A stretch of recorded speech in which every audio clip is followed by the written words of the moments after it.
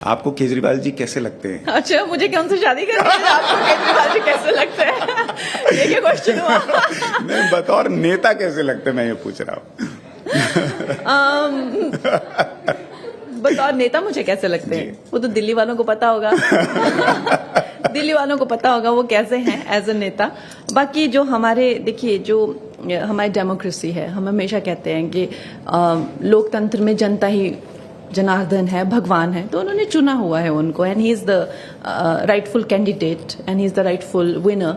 तो हम कौन होते हैं उनको क्वेश्चन करने के लिए? तो अच्छा है, हम उनको जितना एक मुख्यमंत्री जी को सम्मान जो मिलना चाहिए, जो उनका एक राइटफुली डिजर्विंग प्लेस है, हम उनको देंगे। Why not? जनता ने उनको चुना है। ये थोड़ा सा आप पे क्रिटिसिज्म भी हो रहा है कि आजकल आप थोड़ा सा डिप्लोमेटिक हो रही हैं। जैसे अभी आपने केजरीवाल जी को लेकर बोला, तो आप क्या चाहते हैं? आप क्या चाहते हैं कि मैं उनको क्या बोलूं? नहीं, मैं ऐसा कुछ नहीं चाहता। मैं कह रहा हूं कि लोग कह रहे हैं कि आजकल थोड़ा सा कंगना जो है, जैसे तीनों खान को लेकर जैसे पहले आप कहती थी, अब थोड़ा माइल्ड हो गई हैं, सॉफ्ट हो गई हैं। केजरीवाल जी को लेकर जैसे अभी आपने कहा, कोई कंट्रोवर्शियल बयान आपने नहीं दिया। पहले वाली कंगना शायद होती तो शायद कुछ कह जाती। तो थोड़ा सा ऐसा कुछ हुआ है क्या, कुछ परिवर्तन अपने अंदर आपने? नहीं, मैंने कभी भी अनरीजनेबल किसी को भी कुछ नहीं कहा। मैंने खानों को भी कभी अनरीजनेबल कुछ नहीं कहा। मेरा जो मेन इशू था कि लड़कियों के रोल कितने कम होते हैं और लड़कियों की एज कितनी कम होती है उनकी फिल्मों में। देखिए अभी वो कितना इम्प्रूव हो रहा है। इनफैक्ट 40 ईयर ओल्ड गर्ल्स जो हैं अब 30 या 35, 40 वो खानों की हीरोइंस बन रही हैं, हर जगह देखने को मिल रहा है। तो हमने we have fought for these changes, you know. नहीं तो खानों की हीरोइन पता चल रहा है 8-10 सालों बाद उनकी माएँ बन रही हैं। तो सो वो we have fought for those changes. But अगर आप पर्सनली देखें, पर्सनली मैंने कभी किसी को कुछ नहीं कहा, because my battles haven't been personal. आपने पर्सनली नहीं कहा, मैं कुछ चीजें निकाल के लाया, बताइए। आपको याद दिलाता हूं, क्योंकि कई लोग कहते हैं कि आपका ना एक बड़ा इंटरेस्टिंग गेम है जिसमें आपको बहुत मजा आता है, और उस गेम का नाम है पहचान कौन, जो आप इंस्टाग्राम पर खेलती हैं अमूमन या ट्विटर पर। आप लिखती हैं और फिर पब्लिक सोचती रह जाती है कि आपने किसके बारे में लिखा है। तो जैसे मैं अगर आपको थोड़ा सा याद दिलाऊं, आपको मैं थोड़ा सा याद, मैं पहले कुछ दिला देती हूँ। मुझ पे ऑलरेडी मानहानि के कितने मुकदमे चल रहे हैं, कितने मुकदमे चल रहे हैं मानहानि के। तो प्लीज ऐसी कोई बात मत करिएगा कि मुझ पे और मुकदमे हो जाए मानहानि के। बिल्कुल भी नहीं, क्योंकि what happens is that there is also like a legal complication to everything. और मुझे बोलने में तो of course I am not scared of anybody, लेकिन अपना काम छोड़कर जब कोर्ट के चक्कर लगाने पड़ते हैं ना, तो आपको लगता है कि you know this such a wastage of time. नहीं, मैं आपसे पूछूंगा, अगर आप न जवाब देना चाहें तो आप ना दीजिएगा उसमें। नहीं, जो मैंने लिखा हुआ है, अगर मैंने नाम नहीं मेंशन किए हुए हैं तो naturally there can be legal complications, so we can avoid those. अच्छा, ठीक है। लेकिन कई लोग ये भी कहते हैं कि जो लोग आपसे भिड़ते हैं, जैसे आप छेड़ोगे तो छोड़ेंगे नहीं में एटीट्यूड में चलती हैं, वैसे ही ऊपर वाला भी शायद आप पे कृपा बरसाता है, और जिन्होंने आपका दफ्तर तोड़ा उनकी खुद की पार्टी ही टूट गई। तो ये भी हो गया क्या? आपकी हाई लग जाती है लोगों को कि मेरे साथ करोगे तो ऊपर वाला सजा देगा? देखिए, ऐसा नहीं है कि मेरी हाई लग जाती है कुछ। जब भी किसी इंसान का एक बुरा वक्त आता है ना, तो वो स्त्रियों का अपमान करना शुरू करता है। आप कभी भी देखिएगा, कोई भी इंसान जो एक महिला का अपमान करता है, या मैंने भी हमेशा नोटिस किया है कि जिन लोगों को महिलाओं से एक जेलेसी होती है या एक तरह की इनसिक्योरिटी वो रेगुलरली फील करते हैं, उन लोगों को जिंदगी में उतनी सफलता नहीं मिल पाती जितनी कि वो लोग जो अपने माता के बहुत चहीते हैं।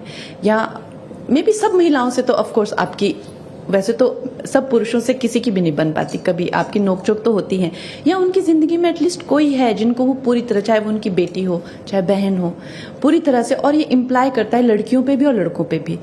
तो एक महिला जो होती है वो शक्ति का रूप होती है, मुझे ऐसा लगता है। और जो लोग उनसे कनेक्टेड नहीं रहते हैं या किसी तरह की जेलसी या किसी तरह का डिस्कनेक्ट कॉज करते हैं, उनकी खुद की शक्ति क्षीण हो जाती है। और ये इसके साक्षात प्रमाण, जैसे आपने कहा कि अगर उनको एक पावर की पोजीशन है उनकी, तो उनका ये धर्म बनता है कि महिलाओं की रक्षा करें, महिलाओं का सम्मान। मेरे पसंदीदा person is prime minister Modi. और उसकी वजह? उसकी वजह यही है कि वो इस देश के लिए